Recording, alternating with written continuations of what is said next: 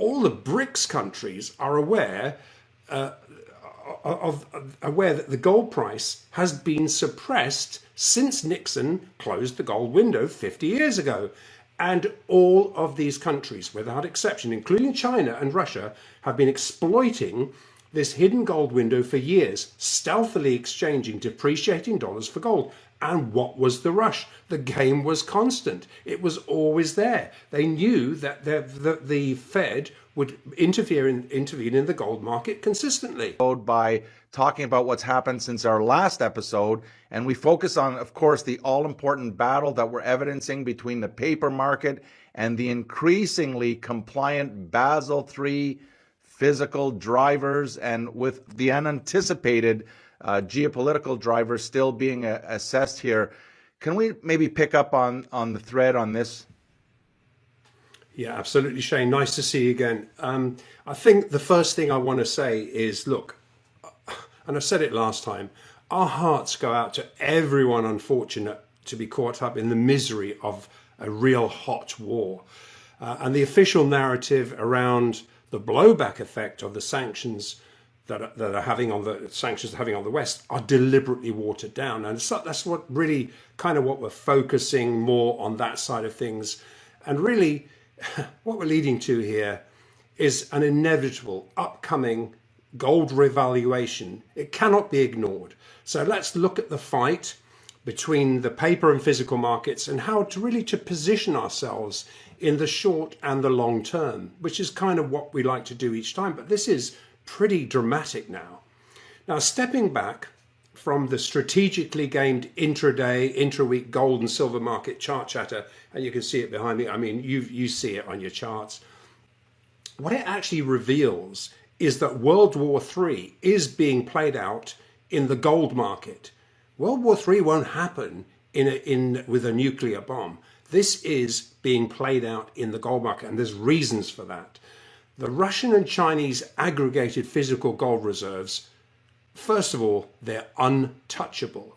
And these real monetary assets, or money assets really, are of sufficient size to bypass crippling sanctions, which is why the US-led PSYOPs operation is now focused on these untouchable physical assets.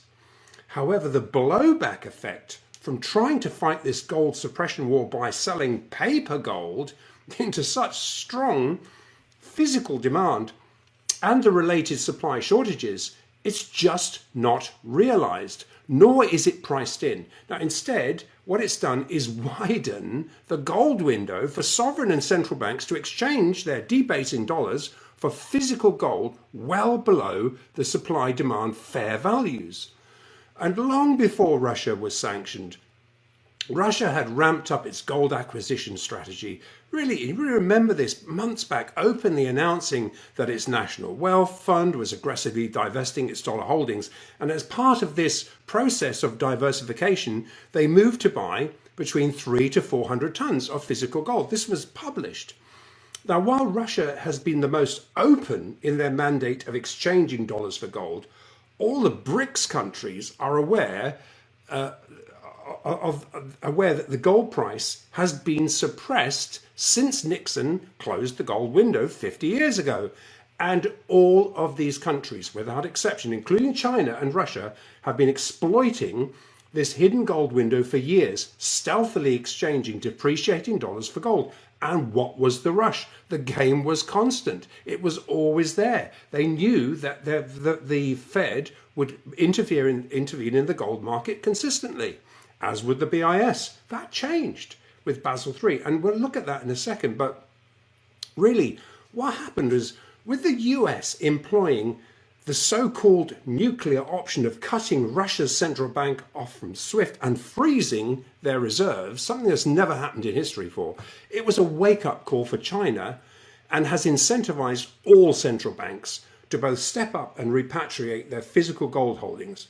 And we're evidencing this right now. And it's been made absolutely clear that there is an added risk in buying so-called risk-free US treasuries. The US relies on these buyers to finance its ballooning debt. So now countries have to factor in this risk when they do this. And that changes the dynamics of what And what alternatives does this leave? Well, I mean, gold, obviously, for one. Now, the employment of financial sanctions by the United States as a foreign policy tool was a wake-up call for all countries to diversify away from an over-reliance on dollar-denominated trade. Obviously, it doesn't happen overnight, but gold is the front runner in this diversification process, hence the war on gold. Now, so that's kind of like where we are at the moment. But these are hidden under the table. Now, Andrew, in our last episode, you reported the physical gold and silver shortages. Can you update us further on what's happening there? Yeah, Shane, with the swift nuclear option already fired, gold is most definitely the officials' focus.